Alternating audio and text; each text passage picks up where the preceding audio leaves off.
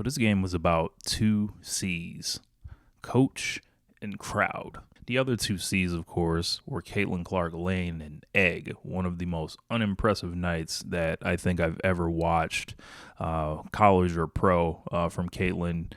11 points, 9 assists, 8 rebounds, but the stats really aren't the story aside from her atrocious shooting night. Played right into the hands of the Valkyries' defensive plan. They sold out the whole defense to guard her throughout the whole first half, which really disrupted her flow and really kept her a passer. This is why I actually don't trust people when they say her best attribute is her passing, because I feel like that's her secondary option when she can't cook herself, or it's in addition to when she has it going and she's on fire. Like, this is something they want to turn her into. They want to turn her into a passer. It's not her best attribute, in my opinion. Like, for real, 3 of 14, 0 of 7 from the three-point line. Ironically, it reminded me of the game that I was in attendance for when she came to Atlanta and played the Dream, where she also did not hit a three-pointer. Ended up with similar numbers as well, and featured a bunch of tall, lanky defenders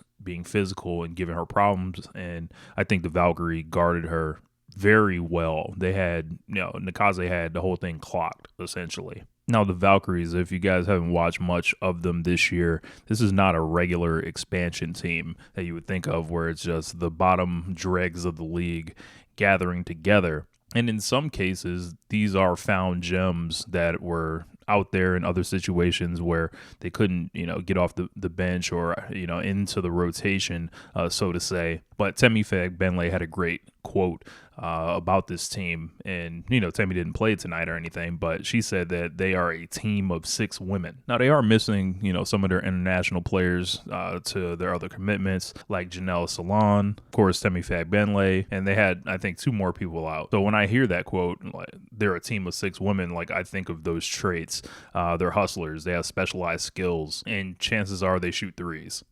And part of the Valkyries' identity is to shoot enough threes to beat you at math, which honestly is a really good plan. Now, most of those 6 women were not available tonight, and the Fever lost to just a collection of people they made look like superstars. The crowd for the Valkyrie just really took over this game, I feel like, in the second half. They are the definition of a regular season team that can just beat you. They are a trap game. They are super competitive, and when you got a home crowd like that, you shoot a bunch of threes, you're going to catch people slipping, and tonight, they for sure caught the Indiana Fever slipping. Now, blowing a 13-point lead to them, that's frustrating as hell to watch, because even with everything with Caitlin not shooting great, she was still finding plenty of open teammates. And about half the way through the game, I was like, oh, the Valks just aren't that good, because they had the energy throughout the whole game. They were still competing on both ends, but it just seemed like they didn't quite have enough talent to just make their shots. And throughout the second half,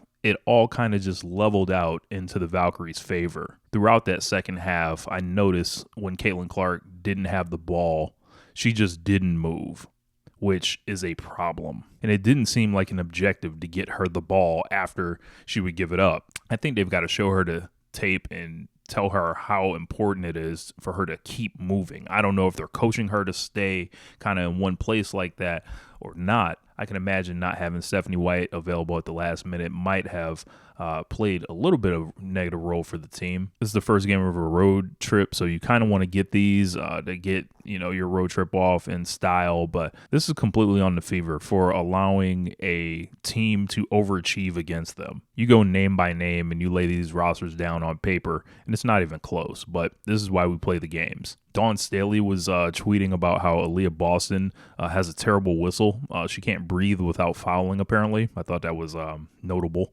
But let's go through some of the stats. Lexi Hull, only 3 points. Not really going to kill her too much for that, because they always mention she's shooting about 56% from the three-point line. I think that needs to start being reflected in the attempts.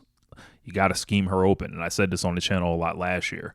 She clearly, can put it in the basket. So even if that percentage drops, it's the math. Like, you need to increase the volume if she's showing signs at that level. Natasha Howard, 13 points. I didn't love how she played, honestly. And the more the season goes on, she looks like she does not necessarily tie into the identity of what we think a Caitlin Clark offense. If we could write the dream lineup for what that would be, her style just doesn't fit in that, which is, interesting to say the least, that the front office decided to go this route. Leah Boston in the second half just looked completely overwhelmed, kind of tired as well. I thought Kelsey Mitchell had a few good plays, but just not enough. I feel like when, Caitlin doesn't have it going, Kelsey should really be the person that's like, all right, on my back, girls. And it just was none of that in this game. But they hounded Caitlin into traveling. Brandon Pods, I don't even know how to say his last name, from the Golden State Warriors, was jumping up and down like a mark. Stay away from the star player like that. You not good enough to be jumping up in front of Caitlin Clark like that after she gets a call. But Caitlin, 6 turnovers tonight, seemingly could not figure it out when she was driving right at all. The scouting report on her seems pretty easy, and if she's not overcoming this with sheer will and skill, I don't know if she's getting the proper assistance to say, hey, these are the things we see from the sideline. These are, the other players hey, this is what we can either develop you into.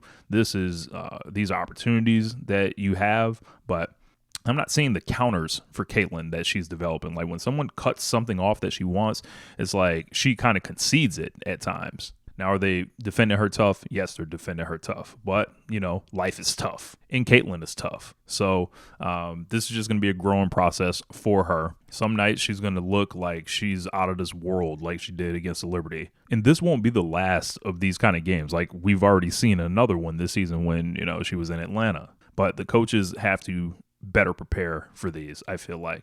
Now, if I wanted to put a positive spin on it, I would say, oh, she nearly had a triple-double and all this stuff. But I don't really think the game is about that. Those things are nice to have, but it's all about accepting the challenge, I feel like. And tonight, Caitlin kind of buckled. And I don't think she's, happy with, how it all went down. But if she's a great one, and I think she is, these are the nights that she's going to learn from that will drive her into greatness. I think Michaela Simpson might have been helpful tonight. They were looking for athleticism in the front line, someone that is clearly not afraid of the physicality. Yeah, she might foul a little bit, which, you probably had to be conscious of, but I don't think she could foul more than Aaliyah Boston, so why not give her a few minutes, especially if you're looking for some kind of answer as the game is spiraling out of control and you're losing that lead rapidly, because it seemed like, the Fever are not even really playing their best basketball, but they're going to get out of here with a win just because of the talent gap. But leave it up to a hot crowd and anything can happen. Anybody can be beat. This was the first real game that I felt for the Fever where they just got beat.